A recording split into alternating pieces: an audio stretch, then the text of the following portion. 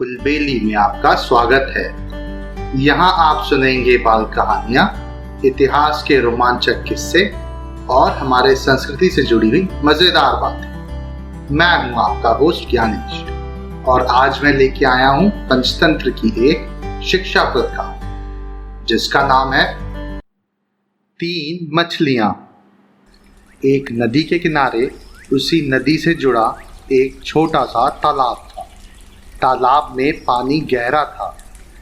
उसमें काई और मछलियों का प्रिय भोजन जलीय सूक्ष्म पौधे उगते थे। तालाब में नदी से बहुत सारी मछलियां आकर रहती थी। तालाब लंबी घास और झाड़ियों से घिरा होने के कारण आसानी से नजर नहीं आता था। उसी में 3 मछलियों का झुंड रहता था। उनका स्वभाव बहुत अलग था। अन्ना मछली संकट आने के लक्षण मिलते ही संकट टालने का उपाय करने में विश्वास रखती थी। अन्नू मछली कहती थी, संकट आने पर ही उससे बचने का यत्न करो। अन्नू मछली का सोचना था, संकट को टालने और उससे बचने से कुछ भी नहीं होगा। सारा किया कराया बेकार है। जो किस्मत में लिखा है वो तो होकर रहेगा। एक दिन की बात है। शाम को मछुआरे नदी में मछलियां पकड़कर घर जा रहे थे।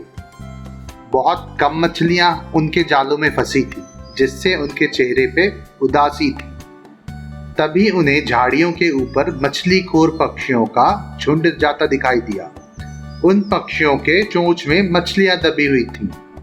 ये देख वो चौंक गए। एक ने अनुमान लगाया, दोस्तों, लगता है झाड़ियों के पीछे नदी से जुड़ा जलाशय है जहां इतनी सारी मछलियां पल रही हैं। मछुआरे खुश होकर झाड़ियों में से होकर जलाशय के तट पर आ निकले और ललचाई नजरों से मछलियों को देखने लगे।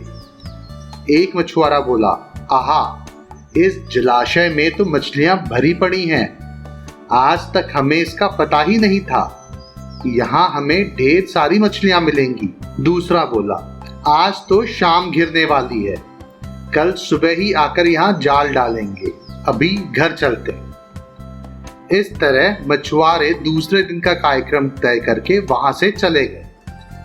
तीनों मछलियों ने मछुआरे की बात सुन ली थी। अन्ना मछली ने कहा, साथियों, तुमने मछुआरे की बात सुन ली। अब हमारा यहाँ रहना खतरे से खाली नहीं है। खतरे की सूचना हमें मिल गई है। समय रहते अपनी जान बचाने का उपाय करना चाहिए। मैं तो अभी ही इस जलाशय को छोड़कर नहर के रास्ते नदी में जा रही हूँ। उसके बाद मछुआरे सुबह आए, जाल फेंकें मेरी बला से। तब तक तो मैं बहुत दूर चली जाऊंगी। अन्नी मछली बोली, तुम्हें जाना है तो जाओ, मैं तो नहीं आ रही। अभी खतरा आया कहाँ है। हमें इतना घबराने की कोई भी जरूरत नहीं है। हो सकता है संकट आए ही ना। उन मछुआरों का यहाँ आने का कार्यक्रम रद्द हो सकता है। हो सकता है रात को उनके जाल चूहे कुतर जाएं। हो सकता है उनकी बस्ती में आग लग जाए। भूचाल उनके गांवों को नष्ट कर दे। या रात को मूसलाधार बारिश आ सकती है और बाढ़ में उनका गांव बह सकता है। इसलिए उनका आना निश्चित नहीं है। जब वो आएंगे तब की तब सोचेंगे। हो सकता है मैं उनके जाल में ही ना फंसूं। अन्नू मछली ने अपनी भाग्यवादी बात कही, भागने से कुछ भी नहीं होगा। मछुआरों को आना है तो वो आएंगे। हमें जाल में फंसना है तो हम फंसेंगे। किस्मत में मरना ही लिखा है तो हम मरेंगे, और अगर जिंदा रहना लिखा है तो हम जिंदा रहें। इस तरह अन्ना मछली तो उसी समय वहां से चली गई। अन्नू और अन्नी मछली जलाशय में ही रही। सुबह हुई तो मछुआरे अपना जाल लेकर आए और लगे जलाशय में जाल फेंकने और मछलियां पकड़ने। अन्नी ने संकट को आए देखा तो जान बचाने के उपाय सोचने लगी। उसका दिमाग तेजी से काम करने लगा। आसपास छिपने के लिए कोई जगह नहीं थी।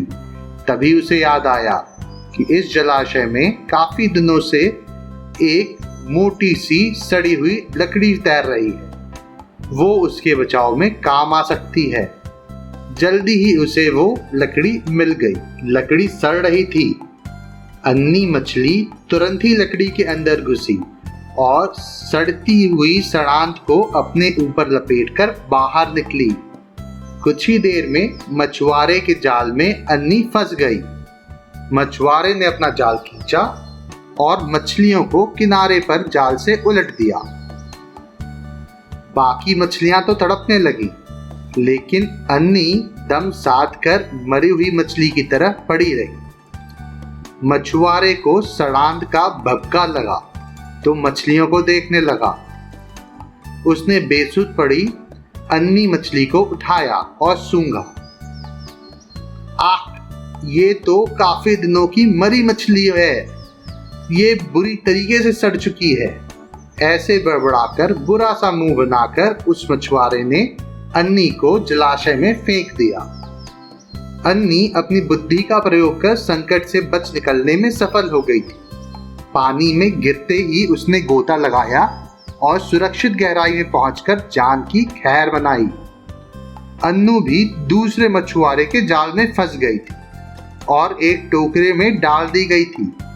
भाग्य के भरोसे बैठी रहने वाली अन्नू ने उसी टोकरे में अन्य मछलियों की तरह तड़प तड़प कर अपनी जान दे दी। इस कहानी से हमें ये सीख मिलती है कि हमें भाग्य के भरोसे नहीं बैठना चाहिए। हमें पूरी तैयारी करनी चाहिए, खास तौर से संकट की।